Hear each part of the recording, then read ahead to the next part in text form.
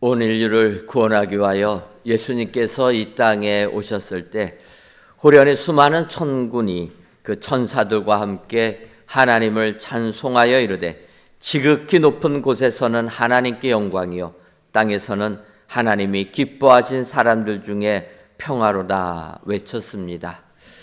진정 예수님께서 이 땅에 오신 것은 하나님께 영광을 돌려야 되는 위대한 사건이고 또 하나님이 기뻐하신 사람들 중에서는 평화가 임하는 은총의 사건입니다. 이 같은 축복의 예수님이 이 세상에 오셔서 요한의 세례를 받으셨을 때 다시금 하늘이 갈라지며 성령이 비둘기같이 내려오시고 하늘에서는 너는 내 사랑하는 아들이라 내가 너를 기뻐하노라는 음성이 들림으로 예수님의 하나님의 아들 되심을 인침받으셨습니다. 이 정도로 신비한 능력이 표적이 임하게 되면 회개하라 천국이 가까이 왔느니라 선포로부터 예수님의 공생애가 시작되었을 법한데 오늘 본문 마가복음 1장 12절을 보면 성령이 곧 예수를 광야로 몰아내신지라 이렇게 말씀하고 있습니다. 예수님께서 요한의 세례를 받으실 때 하늘이 열려지는 또 하늘에서 큰 음성이 나는 놀라운 역사가 임하였는데 오히려 그 광경 후에 성령님이 예수님을 광야로 몰아내셨다라고 표현하는 겁니다. 그래서 우리는 오늘 이 시간 성령님께서 왜 예수님을 광야로 몰아내셨는가 살펴보는 것이 필요하다 생각을 하게 됩니다. 먼저 우리가 이 광야라는 단어부터 한번 생각을 해봐야 됩니다. 이 광야라는 한자어는 빌광자 드라자 또는 넓을 광자 드라자를 쓰고 있습니다. 그래서 텅 비어 있고 아득히 넓은 들이라 이렇게 표현합니다. 그 들에 먹을 것이 풍성한 들이 아니라 먹을 것이 하나도 없는 잡초만 무성한 빈들이 이 광야라는 겁니다. 그래서 성경에서는 헬라어 에레모스도 버림받은 고독한 황막한 황폐한 이런 의미로 동일하게 광야를 표현하고 있습니다. 어찌 보면은 하나님께서 하늘이 열려지며 예수님이 하나님 아들 되심을 인쳐주신 이 사건 속에서 오히려 성령님이 예수님을 광야로 황막한 곳으로 몰아내셨다라는 겁니다. 특별히 몰아내신지라라는 단어는 내쫓다, 내보내다 이런 강제적인 의미까지 있는 단어인 것입니다. 감히 예수님을 광야로 누가 내몰 수가 있겠습니까? 하지만 이 표현은 성경은 반드시 또 의무적으로 꼭 이렇게 하셔야만 한다라는 의미를 우리에게 알려주고 있다라는 것입니다. 따라서 오늘 이 시간 성령님이 예수님을 광야로 내모신 이유를 살펴보고 그 은혜를 깨달아 진정한 성탄의 기쁨이 저와 여러분들 삶 가운데 임하시기를 주님의 이름으로 축원합니다.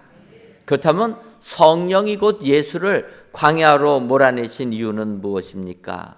먼저는 사탄의 시험을 받으시도록 광야로 몰아내셨다라는 겁니다.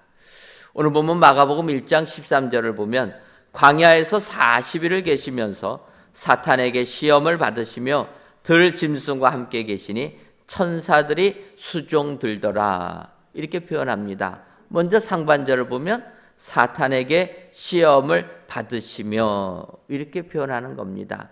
바꿔 말하면 온 인류를 구원하기 위하여 이 땅에 오신 예수님, 그 예수님께서 위대한 사역을 시작하시기 전에 먼저 사탄의 시험을 받게 하셨다라는 겁니다. 여러분, 왜 예수님께서 사탄의 시험을 받으셔야 합니까?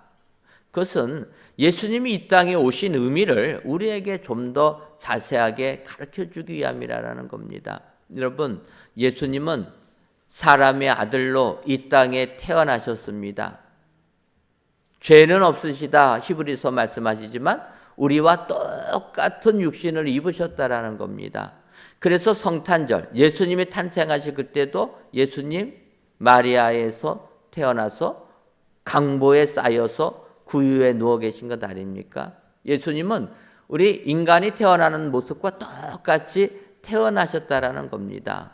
왜 그렇습니까? 그것은 예수님이 우리의 사정을 다 알기 위하여서 육신을 입고 인간과 똑같은 모습으로 태어나셨다라는 겁니다. 그래서 이 온 인류를 구원하기 위하여 이 땅에 오신 예수님, 바꿔 말하면 사단의 시험부터 먼저 받으셨다라는 겁니다. 이것을 바꿔 말하면 우리가 예수님 믿을 때에도 예수님처럼 이런 사단의 시험이 있다라는 겁니다. 우리가 지난 10월과 11월에 2024년도 터치전도 대행진을 했습니다.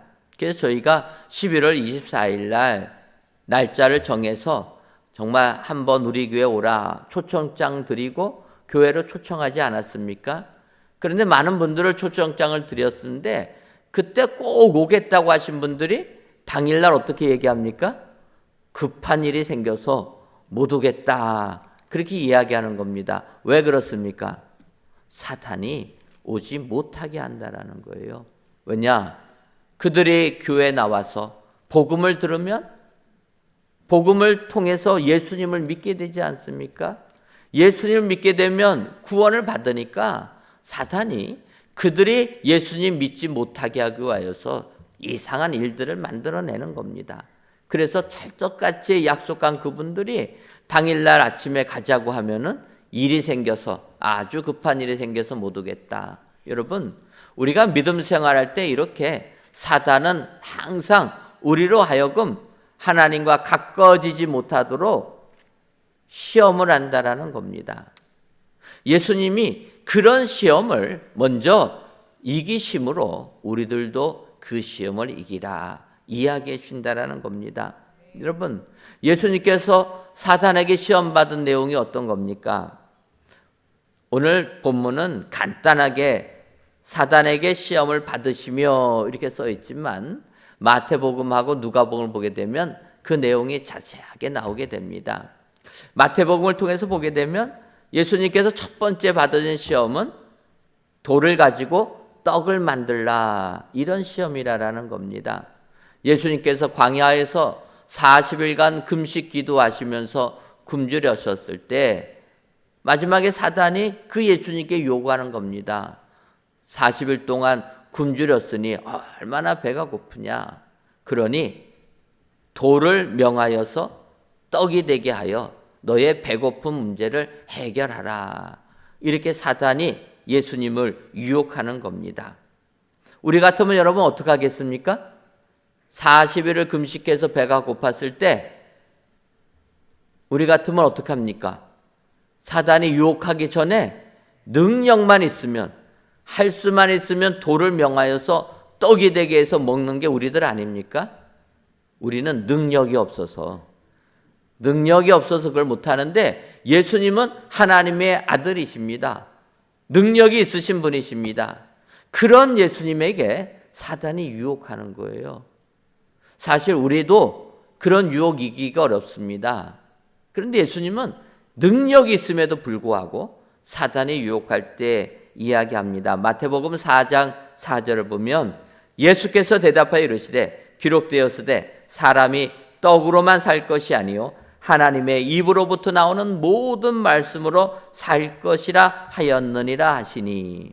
여러분, 사단이 유혹할 때 주님이 하신 말씀입니다. 사람이 떡으로만 살 것이 아니요 하나님의 입으로부터 나오는 모든 말씀으로 살 것이다. 하나님의 말씀이 더 중요하다라는 겁니다. 이렇게 예수님이 말씀하시니까 사단이 두 번째로 유혹을 합니다. 그것은 예수님을 성전 꼭대기에다 세우고 뛰어내리라라는 겁니다. 여러분, 예수님은 하나님의 아들 아니십니까? 그런 예수님이 성전 꼭대기에 올라가서 뛰어내리면 어떻게 하겠습니까? 천사들이 다 보호해 주지 않겠습니까? 그런데 당연한 것을 가지고 사탄이 이야기하는 거예요. 뛰어내리라. 그 이야기는 무엇입니까? 하나님을 시험해 보라라는 거 아닙니까? 그 주님이 하신 말씀입니다. 기록되었으되 주 너의 하나님을 시험하지 말라 하였느니라. 여러분, 우리가 예수님을 믿으면 예수님의 이름의 권세로 병자들을 고칠 줄 믿습니다. 예수님의 이름의 그 능력으로 귀신을 쫓아낼 줄 믿습니다. 그런데 그것을 의심하지 말라라는 거예요. 의심하면은 안 되는 겁니다. 그런데 우리가 신앙생활하면서 과연 귀신이 나갈까? 여러분, 귀신 쫓아내 보신 적 있으십니까? 없으시면은 한번 쫓아내 보시기 바랍니다. 그런데 귀신이 났다고 하면 어떡합니까? 오금이 저려오는 것 아닙니까? 과연 나갈까? 시험하지 말라라는 거예요.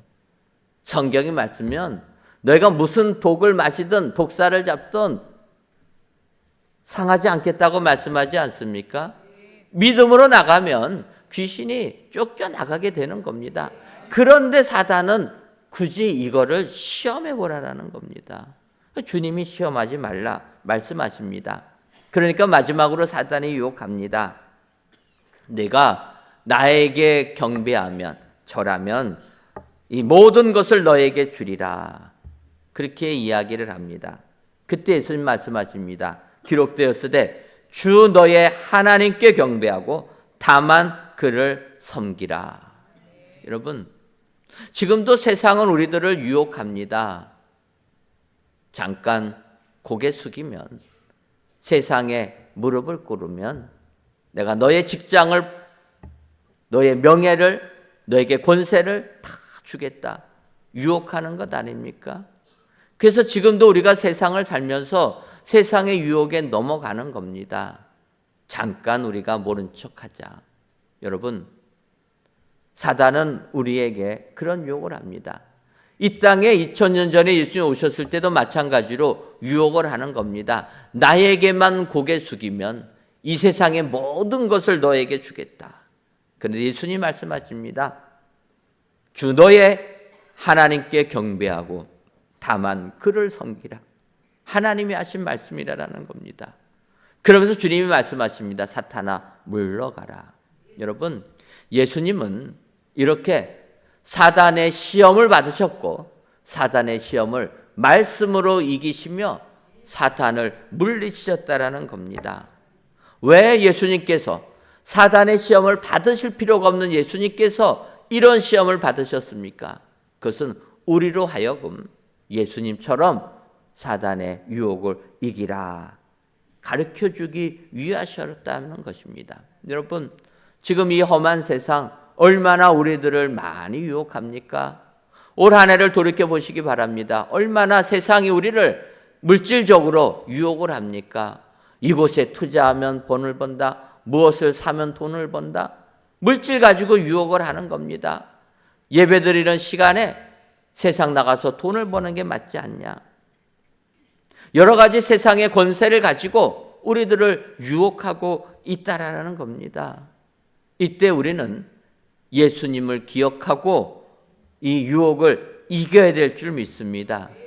이 땅에 오신 예수님은 그러한 시험을 말씀으로 다 이기신 분이라. 우리가 이 세상의 유혹을 이기려면 우리 역시 말씀 가지고 이겨야 된다. 여러분, 오늘 예수님께서 사단의 시험을 받으실 필요가 전혀 없으신 예수님께서 성령님에게 이끌리셔서 마귀의 시험을 받으신 까닭은 우리로 하여금 그 유혹을 이기라는 본을 보여주신 것이라. 여러분 기억하시고 오늘도 세상 모든 유혹에서 이기셔서 주께 영광을 돌리시는 은혜의 모든 성도님들이 되시기를 주님의 이름으로 축원합니다. 다음으로 예수님께서 성령에 이끌려 광야로 가신 이유는 들 짐승과 함께 계시도록 광야로 내모셨다라는 겁니다. 마가복음 1장 13절을 보면 광야에서 40일을 계시면서 사탄에게 시험을 받으시며 들 짐승과 함께 계시니 천사들이 수종 들더라 이렇게 말씀하십니다. 중반절을 보면 들 짐승과 함께 계시니 이렇게 표현하는 것을 보게 되면 이 새 줄기에서 한 싹으로 나신 예수님은 전 우주적 사역을 하시는 분이라는 것을 알 수가 있는 겁니다. 예수님이 오시는 메시아의 시대를 예언했던 이사야서 11장 6절을 보면 그때에 이리가 어린 양과 함께 살며 표범이 어린 염소와 함께 누우며 송아지와 어린 사자와 살찐 짐승이 함께 있어 어린 아이에게 끌리며 이렇게 얘기합니다. 메시아가 다르치는 그 세상에는 이리가 어린 양과 함께 사는 시대가 된다라는 겁니다. 표범이 어린 염소와 함께 눕는다라는 겁니다. 아니 여러분, 이리는 어린 양이 음식 아닙니까? 양식이라는 거예요. 표범이 어린 염소와 함께 눕는다? 세상은 잡아먹는 것 아닙니까? 송아지와 어린 사자와 살찐 짐승이 함께 있어서 어린아이에게 이끌림을 받는다? 세상은 안 되는 겁니다. 그런데 메시아의 시대에 그 시대가 도래하면 이런 역사가 일어난다라는 겁니다. 온 우주적으로 생명이 움터나는 평화가 임하는 이런 세상을 말하고 있다라는 겁니다. 그것을 우리 예수님 보여주시기 위하여 들짐승과 함께 계셨다라는 겁니다. 여러분, 들짐승이란 게 무엇입니까? 야생에서 사는 동물 아닙니까? 야생에서 사는 사람과 사람이 같이 산다라는 것은 거의 불가능한 일이라는 겁니다. 왜 그렇습니까? 야생 동물은 길들여지지 않았기 때문에 언제 인간을 공격할지 모르기 때문이라는 겁니다. 여러분, 지금도 많은 분들이 반려동물과 함께 살아가는 세상이 되었습니다. 얼마나 반려동물들이 우리에게 위안과 기쁨이 됩니까? 여러분, 집에서 키우는 반려견 그 눈동자만 한번 보시기 바랍니다. 마음이 포근함을 느끼는 것 아닙니까? 나는 안 키워봐서. 여러분, 많은 분들이 반려견을 통해서 위안을 받는 게 다른 거 있습니까? 그 모습, 눈빛만 교환해도 마음이 평안함을 느끼는 겁니다. 그래서 그들과 같이 지금같이 이렇게 도심에서 살 때는 방 안에서 같이 사는 것 아닙니까? 같이 생활한다는 거예요. 거기에서 행복감을 느끼는 겁니다. 그런데 이런 반려견들이 무슨 이유인지는 모르지만 유기가 돼가지고 이게 야생으로 돌아갔을 때 이 사회에 큰 문제가 되는 겁니다. 여러분, 반려견이 얼마나 온순한 동물입니까? 그런데 그들이 가정에서 살다가 유기가 되는 순간 그들은 살기 위하여서 이 산으로 도망가는 것 아닙니까? 먹을 거가 없으니까 산으로 도망가는 거예요. 산으로 도망가다 보면 거기서 이제는 잊혀졌던, 감추어졌던 야생성이 되살아나는 겁니다. 그래가지고 이 반려견들이 들개로 변하고 떼로 다녀서 등산하는 사람들 공격한다라는 겁니다. 우리가 아는 대로 개들은 늑대의 조상, 늑대가 이 개들의 같은 조상이다 얘기하지 않습니까? 그래서 길들여진 것들은 개가 되었고 길들여지지 않은 것은 지금도 늑대가 되었다 이렇게 표현을 합니다. 바꿔 말하면 반려견이 야생성을 회복하는 순간 늑대처럼 위협적인 동물이 된다라는 겁니다. 지금도 이 북한산 쪽에 등산하시는 분들은 문제가 심각하다라는 겁니다.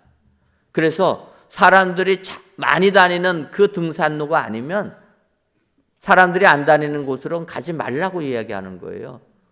버려진 반려견들이 들개가 돼가지고 등산하는 사람들을 공격한다는 겁니다. 물린 사람들이 있다는 거예요. 그래서 이것은 굉장히 조심스럽다 이야기하는 겁니다. 이런 것들이 들짐승이라는 거예요.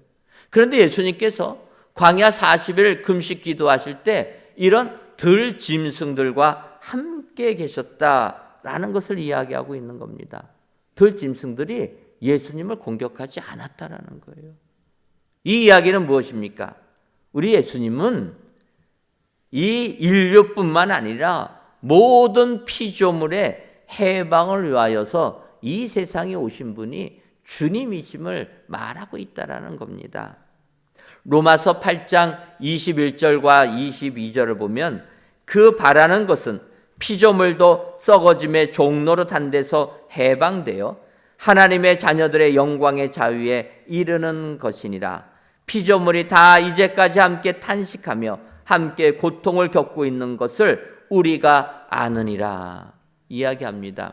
여러분, 우리가 아는 대로 인류 최초의 인간 아담과 하와가 죄악을 저지름으로 죽음이란 게 왔습니다. 아담과 하와가 범죄함으로 에덴 동산에서 쫓겨나게 되었습니다. 그런데 아담과 하와의 범죄로 말미암아 아담과 하와만 죽는 것이 아니라 모든 피조물들이 저주를 받게 되었다라는 겁니다. 그래서 에덴 동산에서는 모든 것이 풍족하던 그 세상이 아담과 하와가 쫓겨나는 순간 이 지구상에는 일하지 아니하고서는 먹을 것을 먹지 못하는 이런 땅이 되었다라는 겁니다. 그래서 로마서 8장에서 사도 바울이 이야기하는 겁니다. 그 바라는 것은 피조물도 썩어짐의 종로를 하는 데서 해방이 되어서 하나님의 자녀들의 영광의 자유에 이르는 것이라. 예수 믿고 구원받는 사람들을 보면서 피조물들도, 온 인류의 피조물들도 해방받기를 원한다라는 겁니다. 바로 이것을 우리 예수님이 이 땅에 오셔서 40일 동안 금식하며 기도하시면서 들 짐승과 함께 계시며 우주적인 구원을 가르쳐 주시는 겁니다. 여러분, 바로 우리 예수님은 이 일을 위하여서 2000년 전에 이 땅에 오신 줄 믿습니다. 그래서 이것이 이 성탄의 기쁨이 온 인류뿐만 아니라 온 지구상의 기쁨이, 온 우주의 기쁨이 되는 축복된 시간이 되는 줄 믿습니다. 오늘도 이것을 기억하시고 우리 예수님의 오심을 기다리시고 예수님의 오심에 감사하시는 은혜의 모든 성도님들 되시기를 주님의 이름으로 축원합니다. 마지막으로 성령이 예수님을 광야로 보내신 이유는 천사들이 수종들도록 하기 위해서라 이야기합니다. 마가복음 1장 13절을 다시 보면 광야에서 40일을 계시면서 사탄에게 시험을 받으시며 들짐승과 함께 계시니 천사들이 수종들더라. 천사들이 수종을 들었다라는 겁니다. 섬겼다라는 겁니다. 사실 우리는 천사하면은 천사는 영적인 존재 아닙니까? 그래서 우리는 천사들을 높은 존재라 생각하지만 성경은 이야기하기를 천사는 예수님께 수종드는 존재라는 겁니다. 히브리서 1장 5절을 보면 하나님께서 어느 때 천사 중 누구에게 너는 내 아들이라 오늘 내가 너를 낳았다 하셨으며 또다시 나는 그에게 아버지가 되고 그는 내 아들이 되리라 하셨느니냐 말씀하시면서 6절에 또 그가 맏아들을 이끌어 세상에 다시 들어오게 하실 때에 하나님의 모든 천사들은 그에게 경배할지어다 말씀하시며, 여러분, 하나님께서 예수님을 하나님의 아들이라 오늘 내가 너를 낳았다 말씀하셨을 때 천사들은 그런 말 하지 않았다라는 겁니다. 예수님한테만 내가 오늘 너를 낳았고 너는 내 아들이라 얘기했지 천사들은 아니라라는 거예요. 천사들은 하나님이 그냥 만드셨지 아들이라고는 얘기 안 했다라는 겁니다. 그러면서 모든 천사들은 그에게 경배하는 존재라는 거예요. 바꿔 말하면 여러분, 우리가 이 예수님을 믿으면 우리도 하나님의 자녀가 되는 것 아닙니까? 하나님의 아들이요 딸 되는 것 아닙니까? 그러면 천사들이 우리를 수종드는 존재라는 거예요. 바로 천사들이 수종들도록, 그래서 우리들도 천사들의 수종을 받게 하기 위하여서 주님이 이 광야에서 이런 일을 하셨다라는 겁니다. 그런데 우리들은 그럼에도 불구하고 천사들을 두려워한다라는 거예요. 예수님께서 강보에 쌓여 구유에 누우셨을 때 주의 사자가 그 지역을 지키던 양떼를 지키는 목자들에게 나타나서 예수님의 탄생하심을 알려줍니다. 이 부분을 누가복음 2장 9절을 보면 주의 사자가 곁에 서고 주의 영광이 그들을 두루 비추매 크게 무서워하는지라 이렇게 표현합니다. 양떼를 지키던 목자들에게 주의 사자가 나타나게 되니까 목자들이 두려워했다라는 거예요. 여러분, 목자는 바꿔 말하면 목축업을 하는 사람은 농업을 하는 사람보다는 조금은 거친 삶을 사는 사람들이 목축업을 하는 사람이라는 거예요. 농사 짓는 사람들은 어떠한 사람입니까? 한 곳에 정착해서 봄에 씨를 뿌리고 가을에 결실을 거두는 사람들이 농업하는 사람들 아닙니까? 농업하는 사람들은 이동하는 사람이 아닙니다. 정착하는 사람이라는 거예요. 정착한다라는 것은 내가 그곳에 머물러 살기 때문에 어떤 일이 일어날지를 다 예견할 수 있는 사람들입니다. 목축업은 그게 아닙니다. 짐승, 가축들이 풀을 다 먹고 나면 다른 곳으로 이동해서 또 다른 풀을 먹여야 하는 게 목축업을 하는 사람들입니다. 그러니까 그들은 정착하는 게 아니라 이동하는 사람이라는 거예요. 여러분, 이동할 때는 우리가 예상하지 못하는 일들이 발생하는 일이 많다라는 겁니다. 그만큼 이동할 때는 긴장하게 되고 예상하지 못한 일들이 생기기 때문에 거친 삶을 살 수밖에 없는 게 이 목축업을 하는 사람이라는 거예요. 그 목동들, 우리가 아는 대로 목동하면은 다윗 아닙니까? 다윗이 골리앗, 블레셋 골리앗 장군이 이스라엘을 쳐들어왔을 때 사람들이 두려워 떱니다. 그것을 보고 내가 골리앗 장군을 무찌르겠습니다. 사울 왕에게 이야기하니까 사울 왕이 말도 안 된다. 너같이 어린 소년이 무슨 이 골리앗 거인을 이기겠느냐 만류합니다. 그때 다윗이 사무엘상 17장 34절과 35절을 보면 다윗이 사울에게 말하되 주의 종이 아버지의 양을 지킬 때 사자나 곰이 와서 양떼에서 새끼를 물어가면 내가 따라가서 그것을 치고 그 입에서 새끼를 건져내었고 그것이 일어나 나를 해하고자 하면 내가 그 수염을 잡고 그것을 쳐 죽였나이다. 그러니 왕이여 염려하지 말고 나를 보내주옵소서. 이렇게 말한 것이 다윗이라는 겁니다. 다윗이 이야기하는 건 내가 양을 칠 때 곰이나 사자가 와서 양 새끼를 물어가면 내가 따라가서 그것을 치고 그 입에서 새끼를 건져내었다. 여러분 같으면 그렇게 할 수 있겠습니까? 생각하기도 싫죠? 우리가 반려견 키울 때 그런 일 있지 않습니까? 막 싸움 날 때 있지 않습니까? 우리는 겁이 나는 겁니다. 더군다나 사자나 곰이 와서 양새끼, 내가 치어야 되는 그 양새끼를 물고 갈 때 따라가서 도망가지 않고 따라가서 그 입에서 새끼를 건져냈다라는 겁니다. 그것이 일어나서 나를 해하고자 나를 공격하면 내가 그 수염을 잡고 그것을 쳐 죽였나이다. 사자의 수염을 잡아보신 적 있으십니까? 사자는커녕 고양이의 수염을 잡아본 적 있으십니까? 큰일 나는 것 아닙니까? 같은 고양이과라고 여러분 한번 고양이 수염 한번 잡아보십시오. 쉽지 않습니다. 그런데 다윗은 사자의 수염을 잡아서 그것을 쳐 죽였다라는 거예요. 보통 용감해갖고 되겠습니까? 그런데 이 목동이라는 직업은 이런 일이라는 거예요. 양떼가 나에게 생명을 주는 거기 때문에 양떼를 해치는 그 어떠한 동물은 두려워하지 아니하고 사자의 곰의 수염을 잡고 그것을 죽일 만큼 두려움 없는 용감한 사람이라는 겁니다. 그런 목자들이 천사를 보고는 두려워 떨었다라는 겁니다. 이것은 마찬가지 아닙니까?